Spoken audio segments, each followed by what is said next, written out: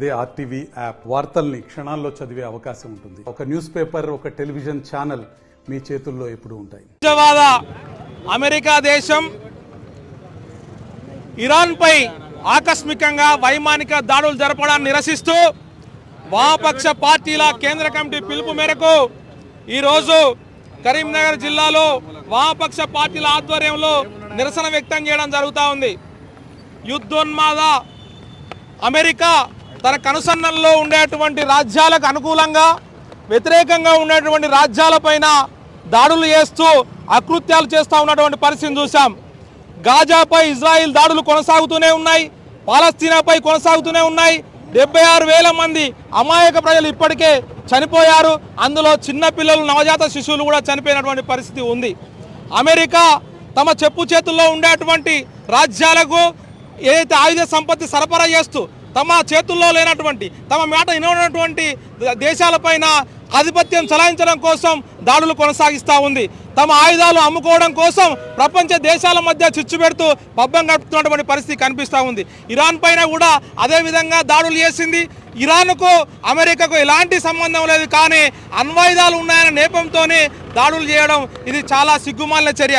ఏదైతే ఈ గాజా పైన దాడులు ఆపాలని చెప్పేసి, ప్రపంచంలో శాంతి నెలకొల్పాలని చెప్పేసి గత 2 సంవత్సరాలుగా పెద్ద ఎత్తున అభివృద్ధి కామకులు, అభ్యుదయవాదులు మొత్తం కూడా గొంతెత్తి నిరసిస్తున్నటువంటి పరిస్థితి కూడా ఉంది.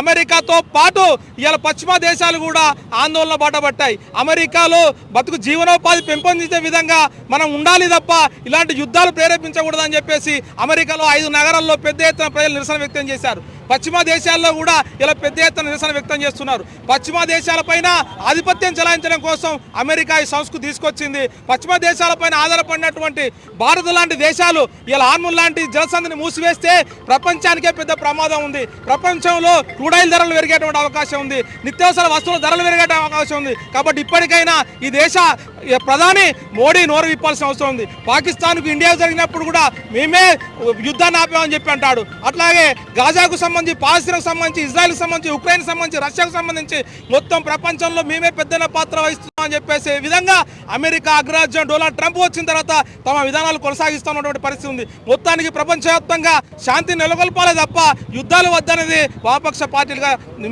మేము చెప్తా ఉన్నాం. అంతేకాదు ఇలా యుద్ధాన్ని ఆపడం కోసం ఇలా మొత్తం కూడా ప్రపంచవ్యాప్తంగా ఉన్నటువంటి వాళ్ళందరూ, అభ్యుదయ వాళ్ళందరూ కూడా గొంతెత్తాలని చెప్పేసి ఈ సందర్భంగా పిలుపునిస్తున్నాం. మిలుగురు వాసుదేవరెడ్డి, సిపిఎం పార్టీ జిల్లా కార్యదర్శి.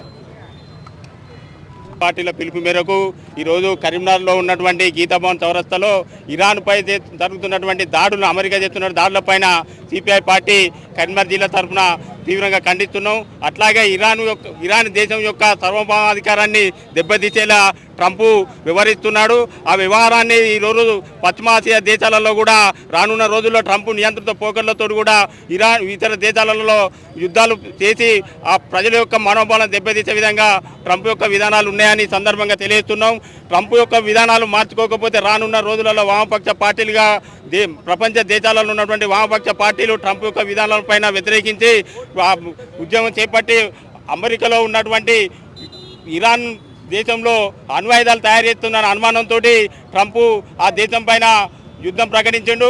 కానీ అలా దేశంలో ఉన్నటువంటి అమెరికా ఇంటెలిజెన్స్ సంస్థలే ఇరాన్ ఎటువంటి అణ్వాయుధాలు లేవు, వాళ్ళు తయారు చేస్తలేని చెప్పంగా చూత కావాలని ఇతర దేశాల కుమ్మక్కై ఆ దేశం పైన యుద్ధం ప్రకటించిండు.